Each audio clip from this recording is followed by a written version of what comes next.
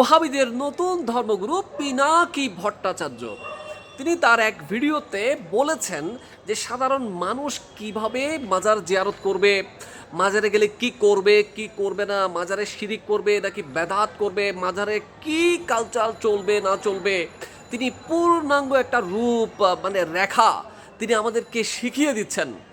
এও তিনি বারবার বলেছেন মাজারে কোনো ধরনের বেদাত চলবে না, শিরিক চলবে না, মাজারে শুধু একাত্মবাদ আল্লাহর ইবাদত চলবে, উপাসনা চলবে।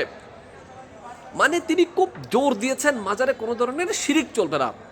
জনাব পিনাকি ভট্টাচার্য, আপনার উদ্দেশ্যে বলতে চাই, তাওহিদি জনতা আপনার ব্রেনে এমন বিষয় কিছু ঢুকিয়ে দিয়েছে, মানে সাধারণ সুন্নি মুসলমান মাজার জিয়ারত করে মানে মাজারে শিরক করে।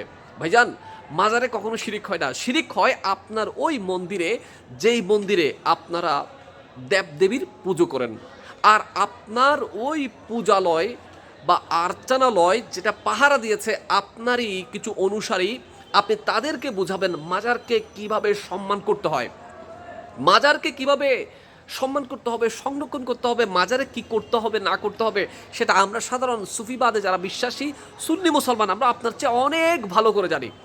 মাজারের প্রতি আমাদের যথেষ্ট শ্রদ্ধা আছে। মাজারে আমরা কখনো পুজো দিই না, আমরা মাজার জিয়ারত করি। জিয়ারত শব্দের অর্থ হচ্ছে দর্শনের স্থান, ভ্রমণ বা পরিদর্শনের একটা স্থান, যেখানে মহান আল্লাহর বলিগণ শুয়ে আছেন এবং তাদের নৈকট্য বা তাদের আল্লাহর নৈকট্য লাভের জন্য আমরা সেখানে তাদের জিয়ারতে যাই।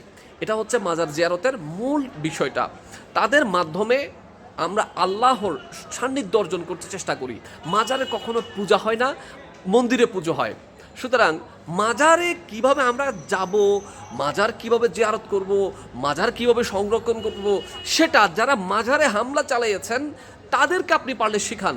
যে বাংলাদেশে একই সাথে, যেমন আল্লামা শেখ সাদী রহমতুল্লাহ বলেছেন, হার গুলেরা রঙ্গে বুয়ে দিগারাস্ত, এক এক ফুলে এক এক খুশবু।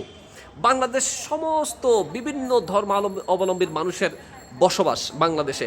এখানে আপন আপন ধর্ম প্রত্যেক ধর্ম অবলম্বী মানুষরা পালন করবেন। কেউ কারো ধর্মে বা কেউ কারো কর্মে আঘাত হানবে না, যদি না সেটা রাষ্ট্রের বিরুদ্ধে যায়, সমাজ বা আমাদের কালচারের বিরুদ্ধে যায়।